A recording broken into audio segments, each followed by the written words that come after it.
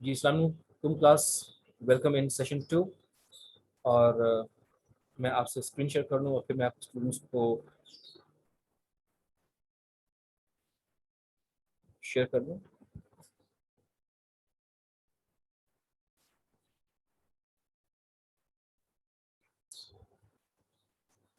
Okay, बस मैं 1 minute wait करूँगा ताकि स्टूडेंट्स जल्दी जल्दी हमारे पास ज्वाइन कर लें और फिर हम अपना लेक्चर नेक्स्ट 40 मिनट्स के लिए कंटिन्यू करें।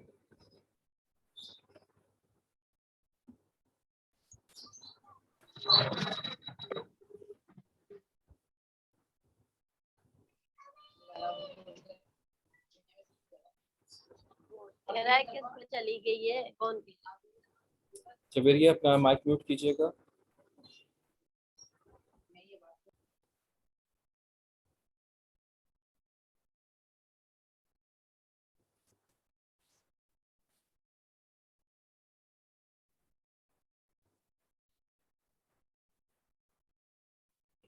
ओके क्लास हम कंटिन्यू करते हैं, बाकी स्टूडेंट्स भी हमें ज्वाइन करते रहेंगे आहिस्ता आहिस्ता और हम अपना काम शुरू करते हैं।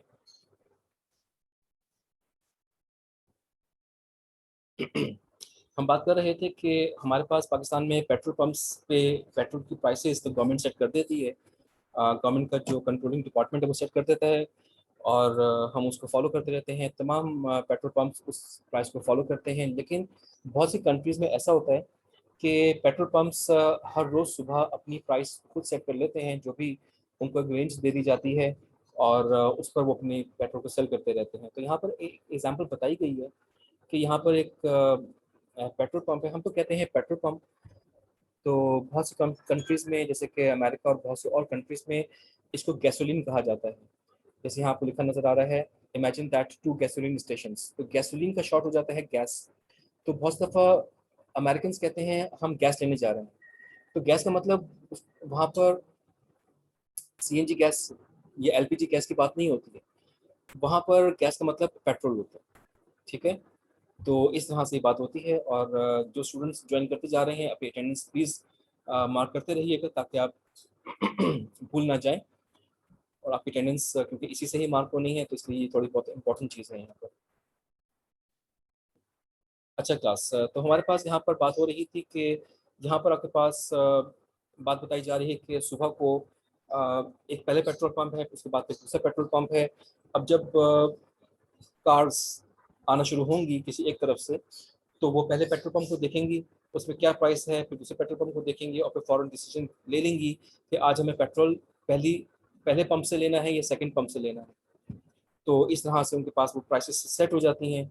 अब जब प्राइस सेट करनी है दोनों को, फॉर एग्जांपल एक दूसरे का पता नहीं है, और अगर पता नहीं है तो फिर वो क्या कर रहे होंगे, सुबह आएंगे और अपने माइंड में सोचेंगे कि फॉर एग्जांपल वहाँ पर एक ने सोचा कि प्राइस, मेरे ख्याल में यार प्राइस 9.50 $9.50 होनी चाहिए। अगर ऐसी प्राइस है तो मैं इतना से चार्ज कर लेता हूँ। लेकिन कंपनी बी ने सोचा था यार, अगर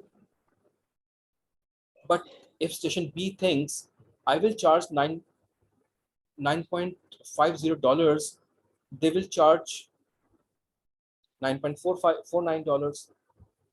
तो इस तरह से एक पेट्रोल पंप ये सोचता है कि यार अगर प्राइस है 9.50 तो मैं इसको 9.49 चार्ज कर लूँ। या दूसरा कहता है आई वुड बेटर चार्ज 9.48, या मैं 48 चार्ज कर लूँ। तो इसने क्या सोचा, मतलब किसी एक कंपनी ने सोचा कि यार 9.50 रेट है, तो मैं ऐसा क्यों ना करूं कि हो सकता है कि वो कंपनी दूसरी सोचे कि 9.49 चार्ज करूं, तो मैं ऐसा क्यों ना करूं, मैं उससे भी 1 सेंट और कम कर लूं, 9.48 चार्ज कर लूं। But if manager B thinks I think she will charge 9.49, she will try to trick me by charging 9.47। तो बी ने सोचा कि भाई दूसरे ने ए ने 9.49 सोचा होगा और वो मुझसे ट्रिक प्ले करेगा और वो 9.47 पे भी आ सकता है। तो ऐसा क्यों ना करूँ कि मैं पहले से ही 9.46 की तरफ आ जाऊँ। ठीक है, तो बस यही बस एक सोच, एक स्ट्रेटजी चल रही है कि दोनों पेट्रोल पंप्स इस एग्जांपल में सोच रहे हैं कि हमें एक दूसरे के प्राइस का सुबह सुबह पता नहीं है, हमने प्राइस डिस्प्ले करनी है तो कौन सी प्राइस हम डिस्प्ले करें, ठीक है। तो ये सोच लेंगे वो क्या करेगा तो मैं क्या करूंगा, मैं क्या करूंगा तो वो क्या करेगा। तो बस इन्हीं, जो हमने चैप्टर 9 प्रीवियस क्लास का चैप्टर ओलिगोपोली पढ़ा था, तो वहाँ पे भी यही बातें हो रही थी ड्यूपली में, और यहाँ पर भी यही बातें हो रही हैं। अब यहाँ पर हम उस गेम की तरफ आ गए हैं कि हमें करना क्या है। वहाँ पे हमने ओलिगोपोली और ड्यूपली में सिचुएशंस को स्टडी किया था। आज हम देख रहे हैं कि उन सिचुएशंस में स्ट्रेटजीज कैसे बनानी है। इन दोनों चैप्टर्स में सिर्फ ये फर्क है। अच्छा क्लास में आप इस चैप्टर को, इस पैराग्राफ को तो आपको मैं बता रहा हूँ, लेकिन मैं आपको एक और चीज़ बता दूं कि इससे ऊपर का जो पैराग्राफ है यहाँ पर, by the way class in चीज़ों का रीडिंग कर लीजिएगा। आप रीडिंग करेंगे आपको इसको पढ़ने में बहुत मजा आएगा, क्योंकि ये टॉपिक ही बहुत इंटरेस्टिंग है।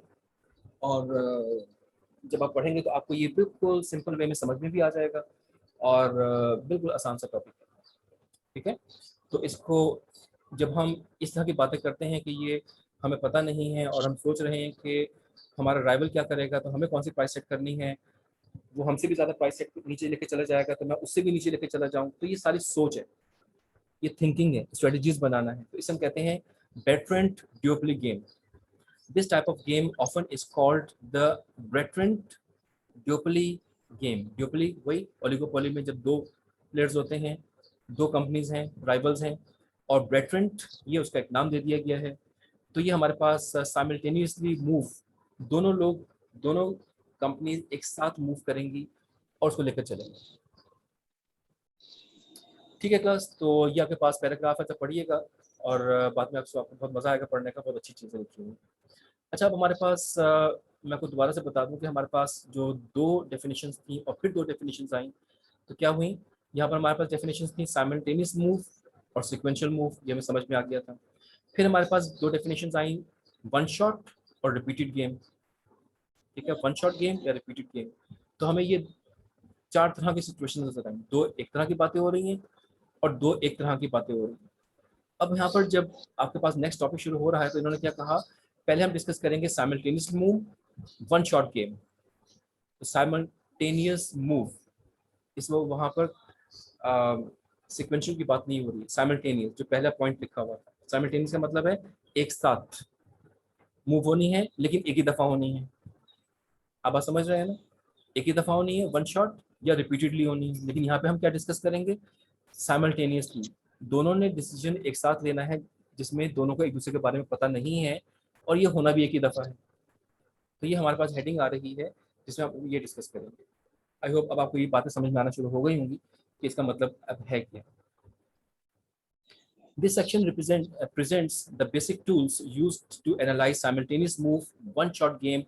Recall that in the simultaneous move game, players must make decisions without knowledge of the decision made of the other player. मैंने आपको भी बता दिया.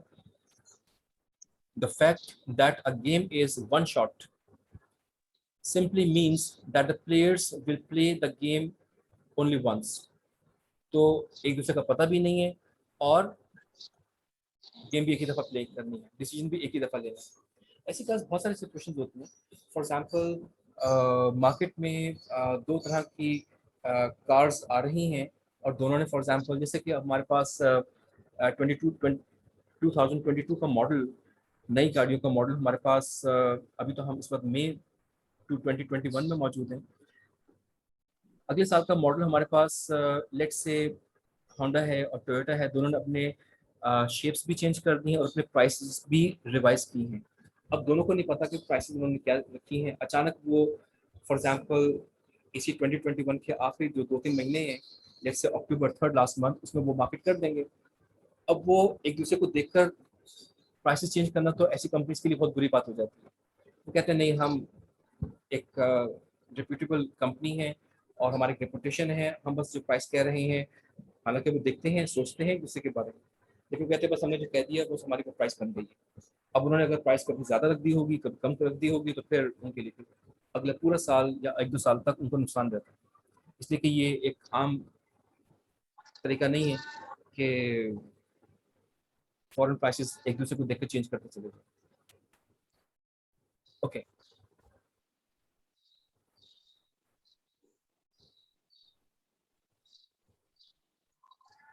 इसके बाद लिखा है नॉलेज ऑफ ये वही बातें लिखी हुई हैं, आप बातें पढ़ लीजिएगा. For example, it can be used to analyze situation where the profit of a firm depends not only the firm's action but on the action of rival firms as well. तो मतलब वही मैं पहले बात हम आज कई दफ़ा रिपीट कर चुके हैं आज के लेक्चर में कि इन सिचुएशंस में जब हम साइमल्टेनियस की बात कर रहे हैं तो हमें ये नहीं पता कि दूसरी कंपनी क्या डिसीजन लेगी. तो हमारा डिसीजन लेना तो ये मतलब नहीं है कि हम बहुत प्रॉफिट की तरफ चले ही जाएंगे. डिसीजन लेने के बाद भी हम सशोपंज में रहते हैं, इस सिचुएशन में रहते हैं कि देखें अब दूसरी कंपनी क्या प्राइस सेट उसने की है और हमें प्रॉफिट ज़्यादा मिलेगा कम मिलेगा. तो ये चीज़ें देखी जा रही होती हैं. अब हमारे पास यहाँ पे एक थ्योरी है. We begin with two key definitions. Number one, first, a strategy is a decision rule that describes the actions of players that will take at each decision point. जो भी decision point होता है उस पर strategy क्या बनाई जाती है. एक बार second definition हमारे पास आ रही है. The normal form representation of a game indicates the players in the game, the possible strategies of the players and the payoffs of the players that will result from alternative strategies. तो हमारे पास एक normal form क्या होगी या एक special form क्या होगी. तो नॉर्मल फॉर्म में हम किस तरह से प्रेजेंटेशन करेंगे. जैसे होता है ना कि एक नॉर्मल सिचुएशन क्या है, एक हल्का सा कंपटीशन चल रहा है, एक स्पेशल हमें नजर आता है कि यार एक बहुत टफ कंपटीशन चल रहा है, तो हमें उस टफ के लिए अपने मार्जिन को ज़्यादा से ज़्यादा कम कर देना होगा. प्रॉफिट चाहे कम होगा, हमारी सेल ज़्यादा बढ़ेंगी तो उससे हमारे पास मार्केट बड़ी हमें मिलना शुरू हो जाएगी. तो ऐसी बहुत सी बातें आना शुरू हो जाती हैं. तो हमें ये देखना है कि हमारी स्ट्रेटजीज क्या होंगी और हमारे पास normal form representation of a game क्या होगी. आप अभी आगे पढ़ेंगे तो आपको और ज़्यादा समझ में आ जाएगा. Perhaps the best way to understand precisely what is meant by strategy and normal form game is to examine a simple example. The normal form of a simultaneous move game is presented in table.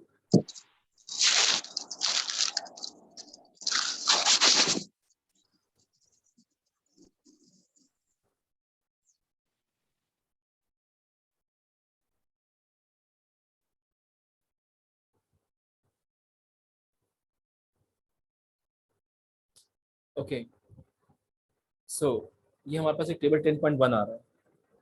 मैंने आपको आज class के beginning में बताया था ना, आप जो स्टूडेंट्स जिन्होंने लेट ज्वाइन किया उनके लिए दोबारा बता देता हूँ कि आज मैंने आपको बताया था कि हमारे पास आज इस चैप्टर में ग्राफ्स नहीं होंगे, टेबल्स होंगे. तो हम ग्राफ्स की बात हर चैप्टर में क्या करते थे, हर इकोनॉमिक्स की टॉपिक में हमारे पास ग्राफ्स ग्राफ्स ग्राफ्स यही बातें हुआ करती थी. डिफरेंट लाइंस को स्टडी करना, सिचुएशंस को देखना और डिसीजन मेकिंग की तरफ चले जाना. लेकिन आज हम देख रहे हैं कि हमारे पास एक नॉर्मल फॉर्म में ऊपर लिखा हुआ है नॉर्मल फॉर्म. नॉर्मल फॉर्म में हमारे पास प्लेयर बी और प्लेयर ए हमारे पास यहाँ पर मौजूद है, प्लेयर बी हमारे पास ये मौजूद है.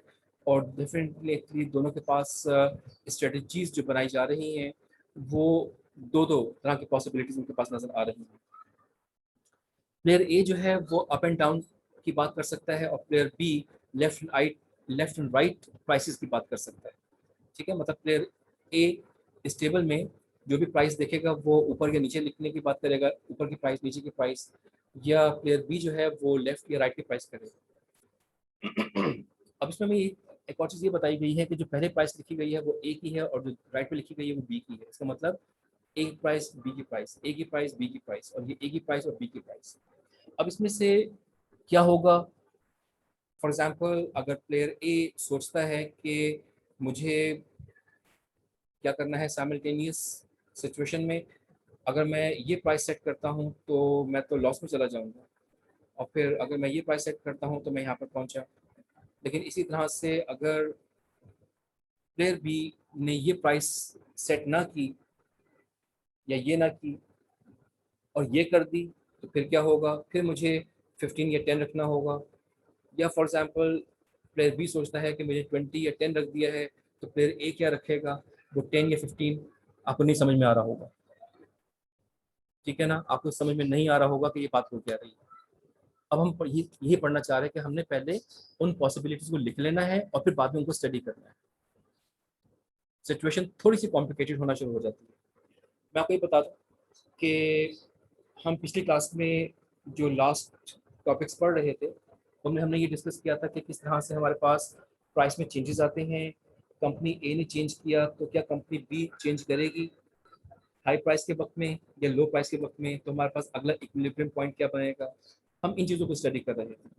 लेकिन वहाँ पर एक बात ये समझ में आ रही थी कि दो प्राइसेस हैं, प्राइस ऊपर भी जा सकती है नीचे भी आ सकती है। तो इसी तरह से ये सोचें कि प्लेयर ए जो है उसके पास दो सिचुएशंस हैं, या तो वो इस कम प्राइस की तरफ जा सकता है या ज़्यादा की तरफ जा सकता है। प्लेयर बी भी तो अकल रखता है ना, उसको भी तो मार्केट में आकर गेम प्ले करनी है। तो वो कहता है कि मेरे पास भी दो सिचुएशंस हैं, मैं ये प्राइस भी रख सकता हूँ, मैं ये भी रख सकता हूँ। लेकिन पता नहीं है पहले से, क्योंकि साइमल्टेनियस सिचुएशन को हम डिस्कस कर रहे हैं। साइमल्टेनियस का मतलब है कि ये दोनों अपनी अपनी सोच के मुताबिक मार्केट में आएंगे और बेहतर डिसीजन मेकिंग की तरफ आने की कोशिश करेंगे, जहां पर वो सेफ भी रहें और मार्केट में कॉम्पीट करने की पोजीशन में भी आ जाए। तो ये बड़ा कॉम्प्लिकेटेड सिचुएशन बन जाती है। और यही गेम है कि दोनों प्लेयर्स इस वक्त गेम प्ले कर रहे हैं, गेम प्ले करने जा रहे हैं। अब ये दोनों अपने अपनी एजम्पशंस में कि हमें क्या प्राइस सेट करनी है, बेसिक कॉन्सेप्ट भी समझ लीजिए कि ये साइमल्टेनियस सिचुएशन है। और ये जैसे ऊपर पढ़ लिया था ना, मैंने दोबारा दिखा दो कि हमने पढ़ लिया था कि हमारा टॉपिक जो चल रहा है वो है साइमल्टेनियस, एक साथ दोनों की मूव होगी और वन शॉट, ये एक ही दफ़ा में होगी, बार बार प्राइसेस चेंज नहीं करेंगे, रिपीटेडली प्राइस चेंज नहीं करेंगे। अब इसके बाद हमने यहाँ पर आकर ये देखना शुरू किया कि हमारे पास एक प्लेयर है ड्यूओपोलिस सिचुएशन में, और प्लेयर बी हमारे पास है। प्लेयर ए सोच रहा है कि अगर प्लेयर बी की प्राइसेस कुछ इस तरह से हों तो मुझे प्राइसेस कैसे सेट करनी होंगी। प्लेयर बी सोच रहा है कि अगर प्लेयर ए की प्राइसेस ऐसे होंगी तो मैं प्लेयर बी प्राइसेस कैसे सेट करूँ। तो बस ये दोनों की सोच है जिस पर यहाँ पर काम चलेगा। और अगर आप यहाँ पर ये जो टेक्स्ट यहाँ से लिखा जाना शुरू किया हुआ है इस पैराग्राफ से, तो ये आप बाद में खुद पढ़िएगा। और ये आपको मैं स्क्रॉल करके पहले बता दूँ कि ये टेक्स्ट ये चलता चला जा रहा है। यहाँ तक हमारे पास ये बातें आ रही हैं, ऑलमोस्ट बस यहीं तक कि आपको समझ में आ जाएगा। यहाँ तक हमारे पास एक कॉन्सेप्ट है वो समझ में आ चुका होगा कि क्या करना है कैसे करना है। तो उसके बाद फिर हम अगली बातों को उसकी बात शुरू करेंगे। फिर हमारे पास इसी तरह से आपको बताऊँ पढ़ने से पहले कि यहाँ पर हमारे पास कोई न्यूमेरिकल कोई कैलकुलेशन की तरह से नहीं होगा, बस एक स्ट्रेटजी बनाना और डिसीजन मेकिंग की तरह का एक न्यूमेरिकल होगा। जैसे कि यहाँ पे पूछा जा रहा होगा, is the game presented in table 10.1, does player B have a dominant strategy. अब इन्होंने साइमल्टेनियसली वन टाइम जो गेम प्ले की है, तो इसमें प्लेयर बी ने क्या सोचा, तो फिर हम यहाँ पे कुछ इसके बारे में डिस्कस करें। ठीक है, पहले ऊपर पढ़ लें फिर हम यहाँ पर आएंगे। इसी तरह से हमारे पास एक डेमोन्स्ट्रेशन प्रॉब्लम 10-2 होगी, एग्जाम्पल 2 मतलब what is the secure strategy for player B. अब प्लेयर बी तो ये सोच रहा होगा ना कि मुझे जो स्ट्रेटजी बनानी है सिक्योर रख के बनानी है इन the game presented in table 10.1। इसमें अब इसका जो आंसर है वो भी एक इंटरप्रिटेशन की तरह से, टेक्स्ट में एक्सप्लेनेशन की तरह से, कोई न्यूमेरिकल नहीं है कि जिसमें कुछ सॉल्व किया जाएगा। तो पिछले चैप्टर 9 के ग्राफ्स अगर माइंड में होंगे तो ये बेहतर तरीके से हमें समझ में आता चला जाएगा। ठीक है, बहुत ज़्यादा ये नहीं कि उस पर हम डिपेंड कर रहे हैं, लेकिन अगर आपको कॉन्सेप्ट याद हो तो वो थोड़ा सा बेहतर रहेगा इन चीज़ों को। क्योंकि बात ये होती है कि जो डेटा दिया हुआ है इनको हम देखकर डिसीजन मेकिंग तो करते हैं, लेकिन अगर हमें ये सोचें कि हमने आज मैनेजरियल इकोनॉमिक्स पढ़ना शुरू किया होता और हम चैप्टर नंबर 10 को पढ़ रहे होते और हमें पिछले 9 चैप्टर्स का कुछ पता ही नहीं होता, तो हमारी नॉलेज कितनी पीछे होती। अब हम जब इस चैप्टर को पढ़ रहे हैं तो हमारे पास वो तमाम नॉलेज चाहे यहाँ लिखी नज़र नहीं आ रही है, लेकिन हमारे बैक ब्रेन में वो चीज़ मौजूद है, दिमाग के पीछे वो चीज़ मौजूद है, और हम उन चीज़ों को भी कहीं ना कहीं यहाँ पर इस्तेमाल कर रहे होते हैं, कभी डायरेक्टली कभी इनडायरेक्टली। भारत कंफ्यूज मत होइए, हम इस एग्जाम्पल को थोड़ा पढ़ना शुरू करते हैं।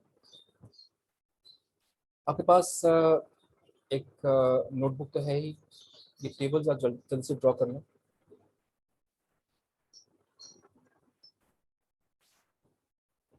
इस टेबल को ड्रॉ कर लीजिए, ये प्राइसेस ज़रा लिख लीजिएगा, ताकि अभी हम जब बात करें तो आपको कंफ्यूजन ना हो और आपको ये बात जल्दी बेहतर तरीके से समझ आती चली जाए।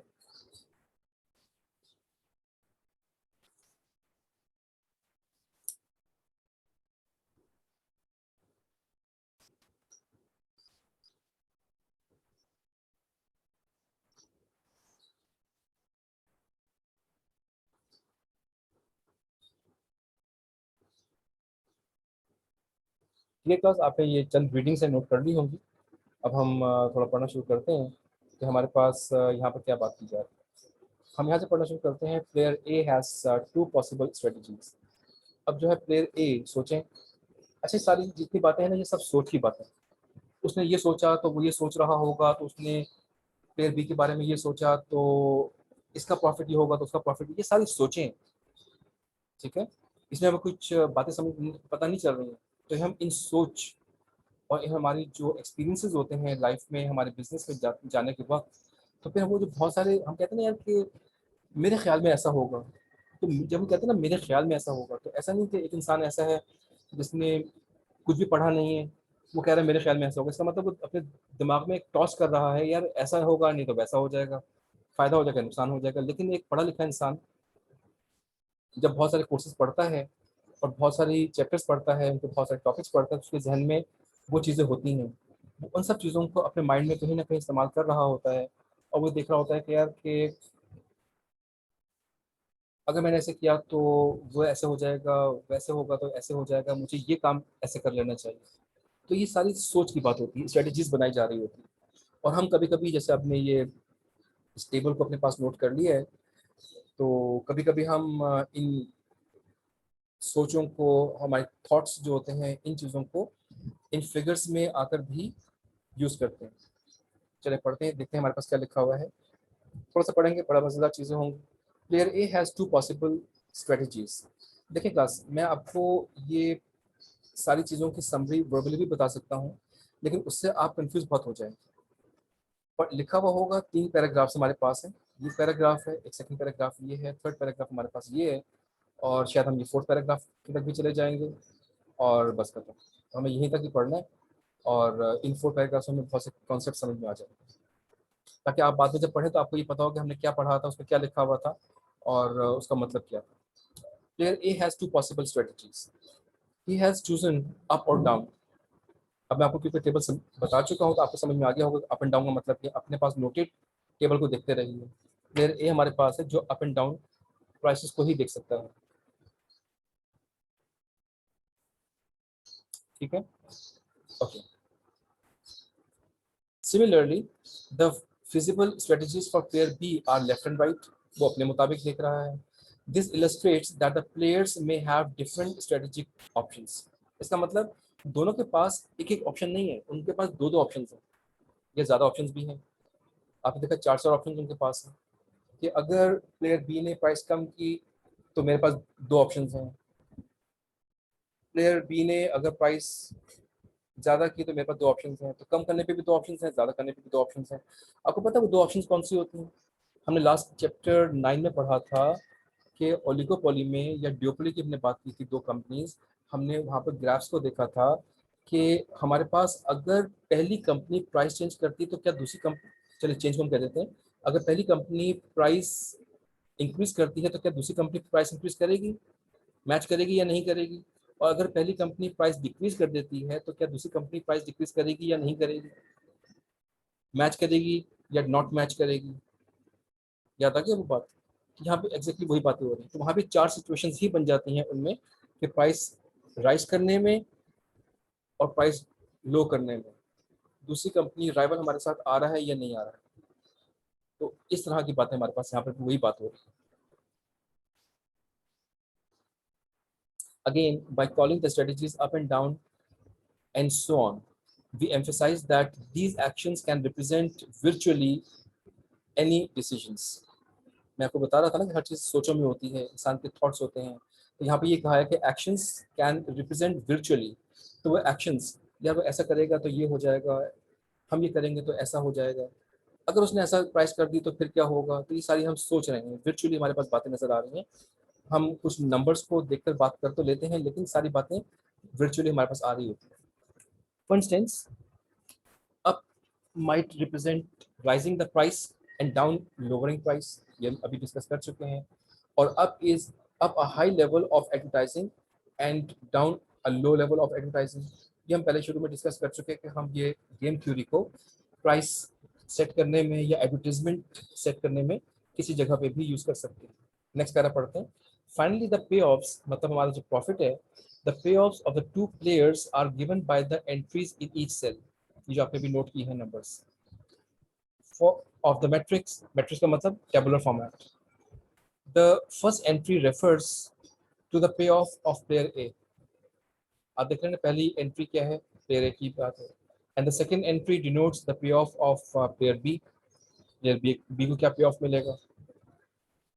वो जब आपको बता रहा था ना कि हर नंबर, जैसे शुरू में पहला नंबर लिखा हुआ है 10 20, तो 10 किसका नंबर है? ए का. ए का पे ऑफ है. ए का पे ऑफ का मतलब होता है प्रॉफिट. जो प्राइस सेट करेंगे उसमें प्रॉफिट कितना मिलेगा. ठीक है. और 20 जो लिखा हुआ है ये बी का पे ऑफ है. Right. An important thing to notice about the description of choose. For example, अब यहाँ से इम्पोर्टेंट बात शुरू होती है. For example, if A chooses up,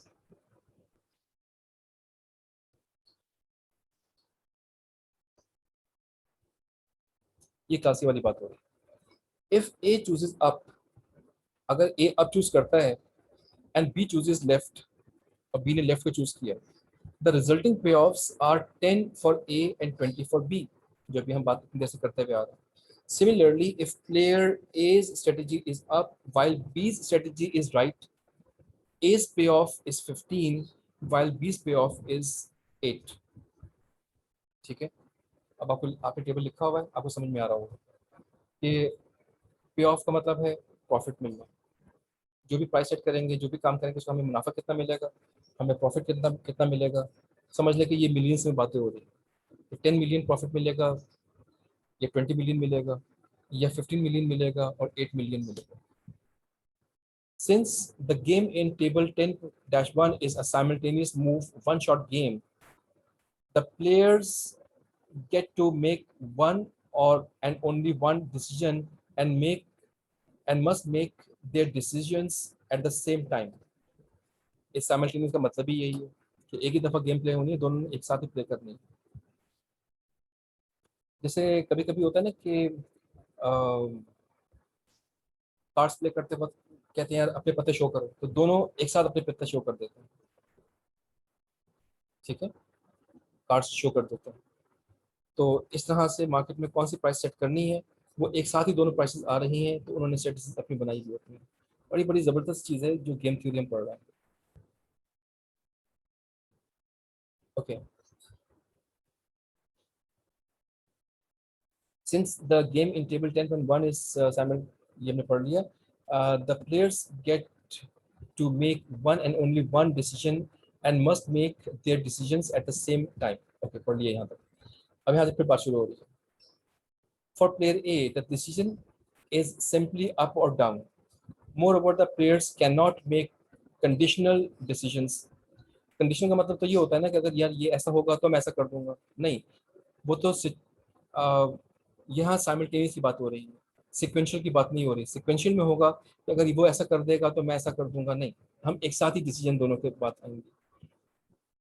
make conditional decisions. For example, मैं दोबारा पढ़ता हूँ. More the players can not make conditional decisions. For example, if A can't choose up if B chooses right, or down if B chooses left. मतलब अब ये नहीं कह सकता है कि अगर बी ने राइट चूज किया तो मैं अप की तरफ चला जाऊंगा, लेफ्ट चूज किया तो मैं डाउन की तरफ आ जाऊंगा. तो ये नहीं है, क्योंकि यहाँ तो गेम ही भी डिफरेंट है. यहाँ तो साइमल्टेनियस मूव हो रही है और वन शॉट गेम की बात आ रही है. ठीक है. The fact that the players make decisions at the same time precludes each player from basing his or her decisions on what the other players does. अब बस ये प्रिक्लूड करते चले जा रहे हैं, मतलब ये पहले से सोचते चले जा रहे हैं, एज्यूम करते चले जा रहे हैं कि यार वो क्या करेगा तो मुझे क्या करना है. What is the optimal strategy for a player in a simultaneous move, one shot game? अब हमने इतनी सारी बातें पढ़ी हैं, अब होना क्या चाहिए? As it turns out, this is a very complex question and depends on the nature of the game being played. ठीक है. कॉम्प्लेक्स बात हो रही है कि हमें क्या पता दूसरा इंसान क्या सोचेगा, लेकिन फिर हम उस पर अंदाजे लगाते हैं. क्या वो सोच क्या सकता है, वो क्या गेम प्ले कर सकता है, मिनिमम क्या करेगा, मैक्सिमम क्या करेगा.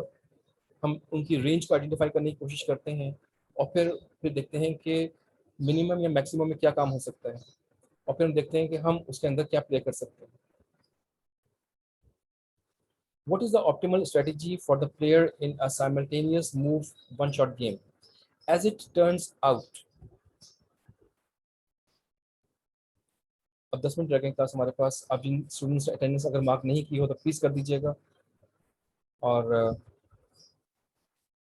देख लीजिए, मुझे लग रहा है कि अभी तक आप स्टूडेंट्स ने अटेंडेंस अगर मार्क कर दी है तो बहुत अच्छी बात है, लेकिन मेरे ख्याल से सब ने मार्क अभी नहीं की। आप प्लीज़ लेक्चर सुनते भी रहिए, लेकिन जल्दी जल्दी अपनी अटेंडेंस और अपना आईडी, नाम लिखेंगे तो प्लीज़ अपना नाम मुकम्मल लिखिएगा। मैं हर दफ़ा आपको बता रहा होता हूँ, आपका कंप्लीट नेम यहाँ पर रिक्वायर्ड है, ठीक है? तो प्लीज़ आप सुनते भी रहिए और अपनी अटेंडेंस जूम चैट में सेंड करते रहिए। चलिए क्लास में पढ़ते हैं।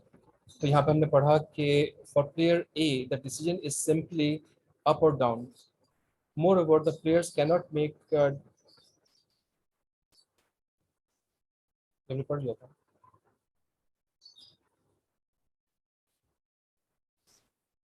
ठीक है, हम ये पढ़ रहे थे। A cannot choose up if B chooses right. तो ये सोच के बात नहीं हो सकती है। अब हम यहाँ पे पढ़ रहे थे as it turns out this is very complex question and depends on the nature of the game being played. अच्छा, ये मुख्तलिफ गेम्स में मुख्तलिफ सिचुएशन चलती हैं। तो अब ये, क्योंकि हमने कहा ना साइमल्टेनियस होगा या सिक्वेंशियल होगा, वन टाइम होगा या रिपीटेड होगा, तो ये जो चार सिचुएशन बनी है ये मुख्तलिफ बिजनेस या मुख्तलिफ गेम्स में अलग अलग सिचुएशन होती हैं। ये नहीं होता कि हर सिचुएशन हर एक में अप्लाई हो जाएगी, ऐसा नहीं होता, ठीक है? तो there is one instance, however, in which it is easy to characterize the optimal decision, a situation that involves a dominant strategy.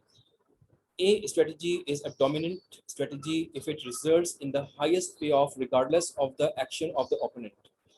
इसके पास एक स्ट्रेटजी तो ये हो सकती है एक ही कि वो हाईएस्ट की तरफ चला जाए। अब हाईएस्ट हमें क्या नजर आ रहा है? 15 छोड़ दिया उसने कि यार दूसरा क्या करेगा, मैं हाईएस्ट की तरफ चला जाता हूँ। In table 10-1 the dominant strategy for player A is up. To see this मतलब वो लो के बजाय वो अप की तरफ जाना पसंद करेगा, क्योंकि उसमें आपको ज्यादा फायदा नजर आ रहा है लो के बनस्बत। To see this note that if player B chooses left, अब अगर B ने लेफ्ट चूज कर लिया, the best choice by player A is up since 10 units of profit are better than -10. तो अगर प्लेयर बी ने 20 चूज कर लिया तो इसको प्रॉफिट कितना मिलेगा, पे ऑफ कितना मिलेगा? 10। तो ये बेहतर हुआ ना -10 से। तो वो पहले से -10 क्यों सोचता ए? तो वो डाउन के बजाय उसको चाहिए कि वो अप की तरफ जाए, ठीक है?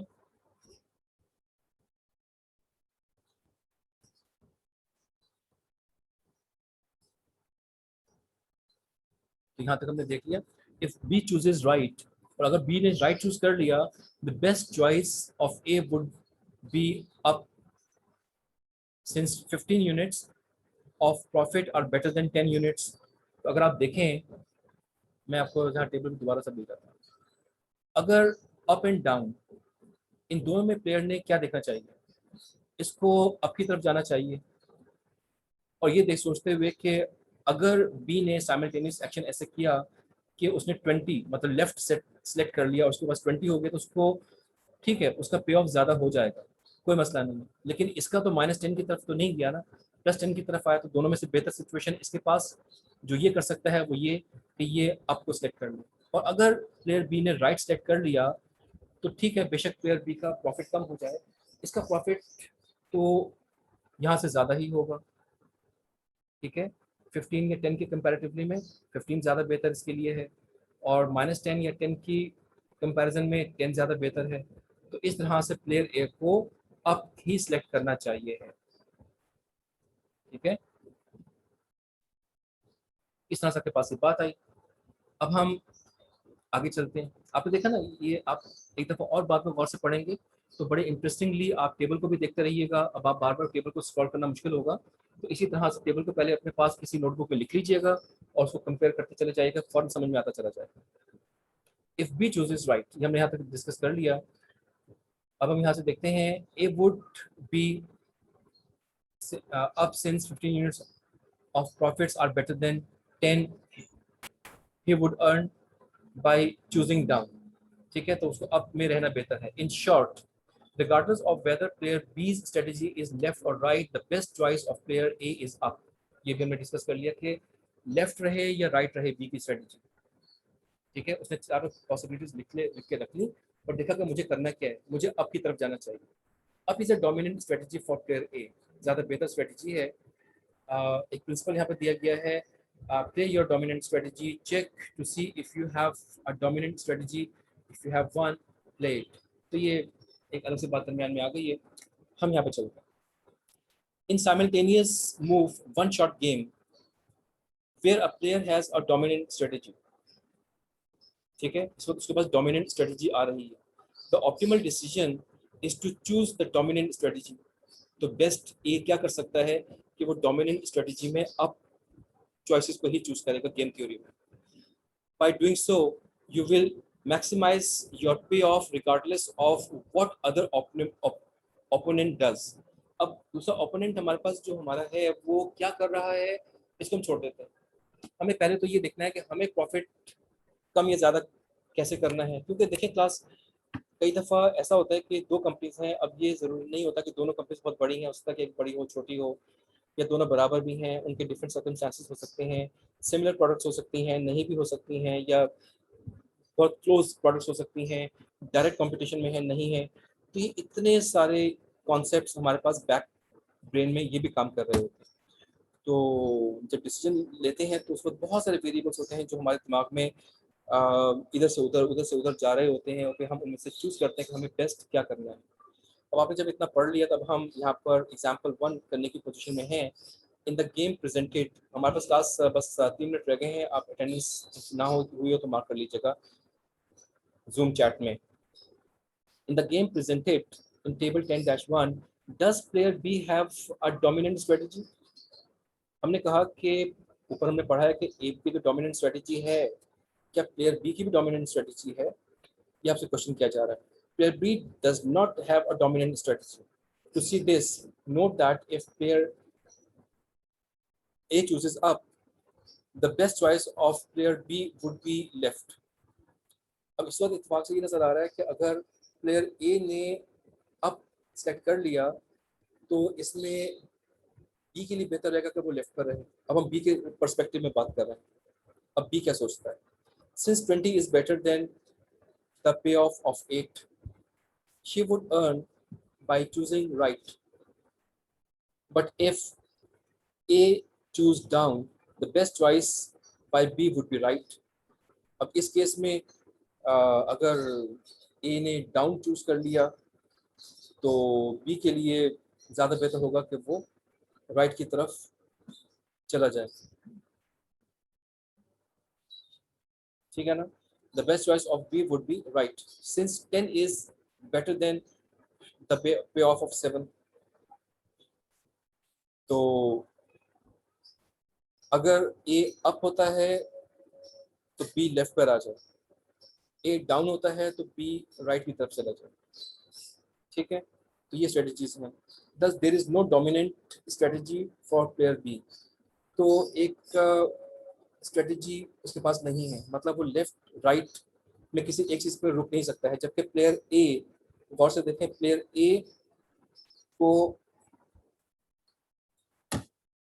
ए जो है वो के पास डोमिनेंट स्ट्रेटजी है कि वो अपने आप को अप रखे, और वो फिर दोनों में से किसी भी जगह पे होगा अपने आप को बेहतर ही समझेगा. अब आपको समझ में आ रहा है ना कि किस तरह से बात हो रही है, कि कौन बेहतर स्ट्रेटजी की तरफ है और कौन नहीं है. तो यहाँ पे हमें नजर आ रहा है कि डोमिनेंट जो है, यहाँ पर डोमिनेंसी जो है वो ए की है, बी की नहीं है. आपके पास यहाँ पर इसका आंसर ये आ गया. The best choice by B depends on what A does. तो बी डोमिनेंसी नहीं कर रहा है, तो इस तरह से ही बात आ रही है. अब आप ये थोड़ा सा यहाँ पर स्केर्स स्ट्रेटजी को देखेंगे, कुछ इन चीज़ों को देखेंगे आप.